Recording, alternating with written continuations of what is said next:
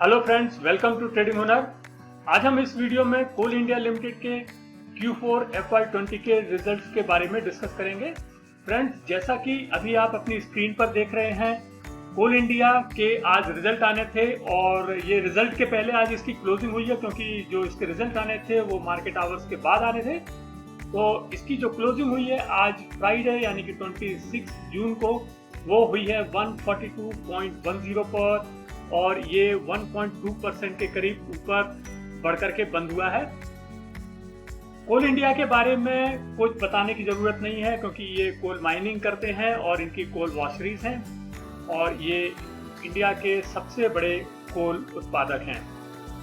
दोस्तों, हम किसी भी कंपनी का अर्निंग परफॉर्मेंस या उसका रिजल्ट जानने के पहले एक नज़र डालते हैं उसके एक साल के हिस्टोरिकल प्राइस पर, ताकि हमें ये पता चल सके कि उसके शेयर होल्डर्स ने पिछले एक साल में कितना कमाया है और कितना गंवाया है। इससे हमें ये पता चलता है कि उनके पोर्टफोलियो में शेयर की वजह से कितनी बढ़ोतरी हुई है या कितना उनको नुकसान हुआ है। तो हम डालते हैं सबसे पहले एक नज़र इसके हिस्टोरिकल प्राइस पर। एक साल पहले कोल इंडिया का जो हाई प्राइस बनाया था उसने 263.05 बनाया था, जबकि आज इसने 143 रुपीस बनाया है। तो यहाँ पर आप देख सकते हैं कि लगभग 46% की वेल्थ इसके शेयर होल्डर्स की इरोड हुई है पिछले एक साल में। तो ये जो एनालिसिस है ये बहुत ज़रूरी है। इससे हमें ये पता चलता है कि ये कंपनी के जो क्वार्टरली परफॉर्मेंस रहे हैं वो उतने अच्छे नहीं रहे हैं और पिछले एक साल में, क्योंकि जो प्राइस का रिफ्लेक्शन है वो इसकी क्वार्टरली अर्निंग्स से आता है, क्योंकि क्वार्टरली अर्निंग्स डिसाइड करते हैं ईपीएस और ईपीएस से ही मार्केट प्राइस डिटरमिन होते हैं। तो ये आपने देखा एक साल में लगभग 45% के करीब इसके शेयर होल्डर्स को नुकसान हुआ है। अब हम देखते हैं कि क्या ये क्वार्टर अच्छा है, क्या हमको अब इन्वेस्ट करना चाहिए, क्योंकि ये शेयर काफ़ी नीचे आ चुका है और लगातार हमने सुना है कि पिछले कई क्वार्टर्स में इसने अच्छा परफॉर्म नहीं किया, इसकी वजह से ये नीचे आया है। तो हमको अब इन्वेस्ट करना चाहिए नहीं करना चाहिए, तो इसका डिस्कशन हम करेंगे इस वीडियो में। आप देखिए एक छोटा सा टेक्निकल एनालिसिस और फिर मैं आपको बताता हूँ कि क्या हम कर सकते हैं। तो जैसा कि आप देख रहे हैं यहाँ पर जनवरी के स्टार्टिंग से ही इसमें एक पैनिक सेलिंग आ गई थी और कोविड-19 की वजह से ये सेलिंग और भी ज़्यादा बढ़ गई। इसका जो हाई इसने इस साल का बनाया था वो लगभग 225 के करीब बनाया था और उसके बाद में इसमें कंटिन्यूसली सेलिंग आई और अप्रैल के स्टार्टिंग तक, मार्च के लास्ट वीक तक इसने लगभग 115 या 118 के करीब इसने लो बनाया और उसके बाद में इसमें थोड़ी सी चाल आई है और ये आप देख रहे हैं कि अब जाकर के ये 142 के करीब आया है।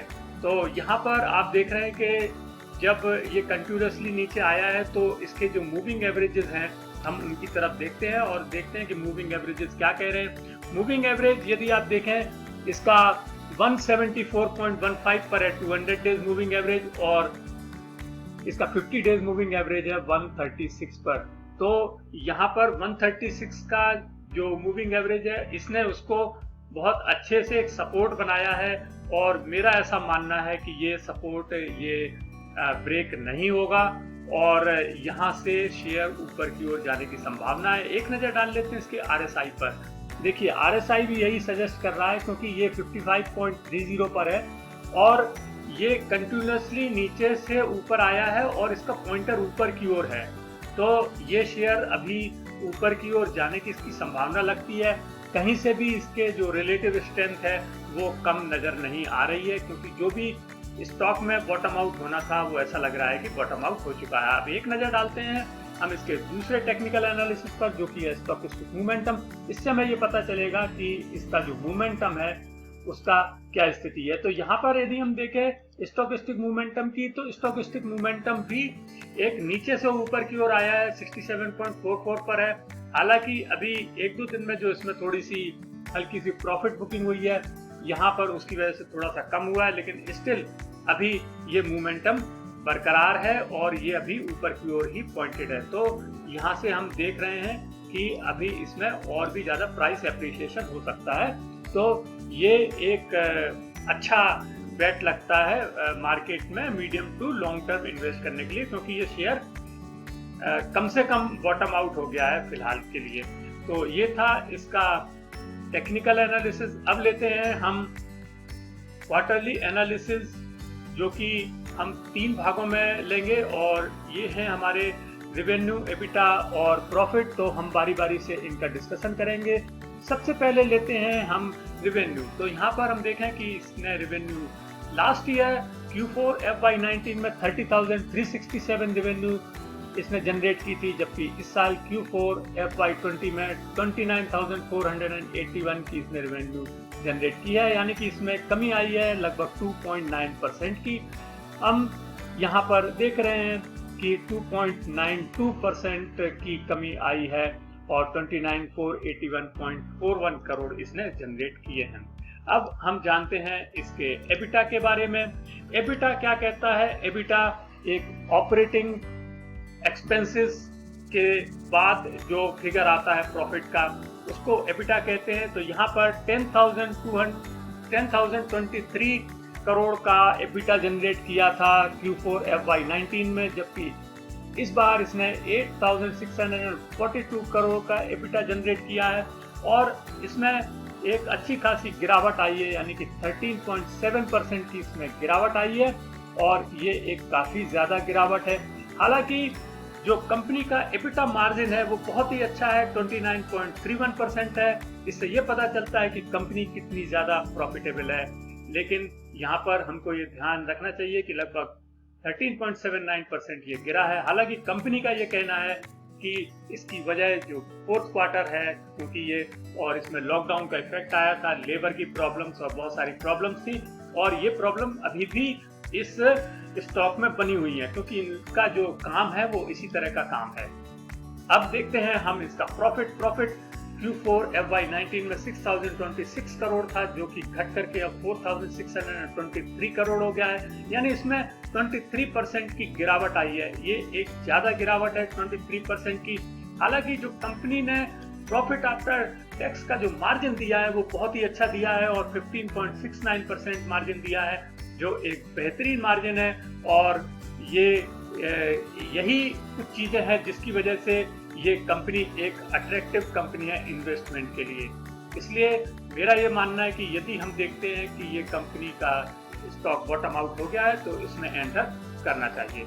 अब हम डालते हैं एक समरी पर एक नज़र। ये सारे जो अभी हमने अर्निंग परफॉर्मेंस देखा है इसका, उसको हम समराइज करते हैं और देखते हैं कि क्या इसने मार्केट के अनुरूप काम किया है या नहीं किया है। हम देखेंगे यहाँ पर रेवेन्यू 2.9% गिरी है, इसने मार्केट एक्सपेक्टेशन को मिस किया है। इसी तरह से एबिटा भी इन्होंने मिस किया है और प्रॉफिट भी इन्होंने मिस किया है। तो इन्होंने तीनों फ्रंट पर मार्केट एक्सपेक्टेशन को मिस किया है। मार्केट की एक्सपेक्टेशन इनसे ज्यादा थी। हालांकि मैनेजमेंट ने अपनी कमेंट्री में बताया है कि इसकी वजह कोविड-19 के दौरान लॉकडाउन था, जो कि Q4 में ही हुआ था। अब हम डालते हैं ट्रेडिंग पर एक नजर। तो यहाँ पर एक बड़ी अजीब सी बात हमने आज देखी है कि आज इसका रिजल्ट आना था, लेकिन आज इसमें ट्रेडिंग बहुत कम हुई है। केवल 80,91,000 की ट्रेडिंग हुई है, जबकि कल इसमें ट्रेडिंग हुई थी 3,35 लाख की। तो आज एकदम से ट्रेडिंग बहुत ज़्यादा कम हुई है। कल इसने हाई भी बनाया था 143.65 का।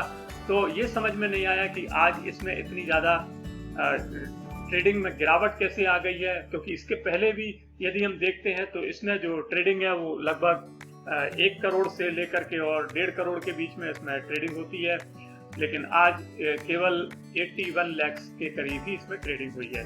अब जानते हैं हम एक नज़र इस पर, इसके शेयर होल्डिंग पैटर्न पर। तो जैसा कि आपको मालूम है ये गवर्नमेंट ओन्ड कंपनी है और इसका 66% होल्डिंग है गवर्नमेंट के पास में। FII के पास भी इसकी होल्डिंग है 8.2%। और सबसे बड़ी बात यह है कि इसमें DIIs काफ़ी इंटरेस्ट लेते हैं। इंश्योरेंस और म्यूचुअल फंड्स और अदर DIIs इन्होंने लगभग 23% की होल्डिंग कर रखी है। 2.43% फ्री फ्लोट है जो कि पब्लिक के पास में है। अब हम डालते हैं एक नज़र इनके कॉम्पिटिटर्स पर। वैसे तो इनके कॉम्पिटिटर्स कोल के मामले में कोई नहीं है, लेकिन फिर भी यदि हम और जो माइनिंग वाले सेक्टर, माइनिंग सेक्टर के जो दूसरी कंपनीज है जैसे वेदांता है, NMDC, मॉइल, GMDC और मैथन अलॉयज वगैरह, तो उनके हिसाब से यदि हम देखेंगे तो इसका जो रिटर्न ऑन कैपिटल है वो बेहतरीन है, सबसे अच्छा है, और इसका रिटर्न ऑन कैपिटल एम्प्लॉयड लगभग 108% है, जो कि किसी भी कंपनी का नहीं है। और वहीं पर यदि इसकी प्राइस की बात करें तो ये इसका जो P रेशियो है वो केवल 5% है, और जो काफ़ी ज़्यादा चीप वैल्यूएशन पर आप कह सकते हैं कि शेयर अभी अवेलेबल है। और इसका जो मार्केट कैप है, ये सबसे बड़ी मार्केट कैप वाली कंपनी है माइनिंग सेक्टर में। इसका जो मार्केट कैप है वो लगभग 87,000 करोड़ के लगभग है। तो ये दोस्तों था कोल इंडिया लिमिटेड का Q4 FY20 का रिजल्ट एनालिसिस। आपको ये वीडियो कैसा लगा? यदि आपको वीडियो अच्छा लगा हो तो इसे लाइक कीजिएगा और शेयर कीजिए, और यदि आपने अब तक हमारे चैनल को सब्सक्राइब नहीं किया है तो प्लीज हमारे चैनल को सब्सक्राइब कीजिएगा और बेल आइकन को प्रेस कीजिए। Thank you.